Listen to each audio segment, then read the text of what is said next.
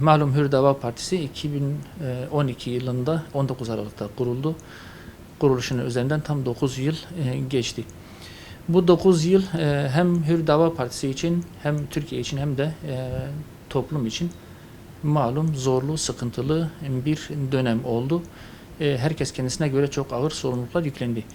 Hüdapar'da kurulduğu günden beri üzerine düşen bütün sorumlulukları hakkıyla yerine getirdi. Siyasetin tıkandığı, Türkiye'nin önünün birçok ağır sorunla kapatılmaya çalışıldığı süreçlerde Hüdapar ağır bedeller ödeyerek üzerine düşeni yaptı ve Türkiye siyasetine, Türkiye toplumuna çok değerli katkılarda bulundu.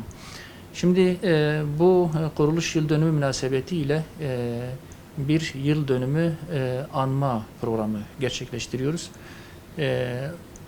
19 Aralık Pazar günü Ankara Çukurambar Green Park Oteli'nde gerçekleştireceğimiz bu anma programının bütün hazırlıkları tamamlandı. Programa Türkiye'den önemli akademisyenlerin, sivil toplum kuruluşlarının, araştırma şirketlerinin ve gazetecilerin katılımıyla birlikte partinin merkez yönetimi ve teşkilatlardan arkadaşlar katılacaktır. Bu program birçok televizyon kanalından canlı olarak yayınlanacak ve Genel Başkan Sayın Zekeriya Yapıcıoğlu Türkiye'nin siyasetine dair önemli mesajlar verecektir. Şunun altını ısrarla çizmekte fayda görüyoruz. Türkiye önümüzdeki süreçte çok önemli sorunlarla boğuşacaktır. Türkiye siyaseti her geçen gün biraz daha ısınıyor ve çözülmeyi bekleyen birçok sorun Türkiye'nin önünde şu anda bekliyor. Türkiye'nin gireceği bu yeni ve ağır süreçte Hüdapar üzerine düşen sorumluluğu yerine getirmeye hazırdır. Bütün kadrolarını tamamlamıştır. Siyasi ilkeleri, misyonu, çözüme dair söyleyecek sözleri her zaman olmuştur ve yeni döneme de hazırdır.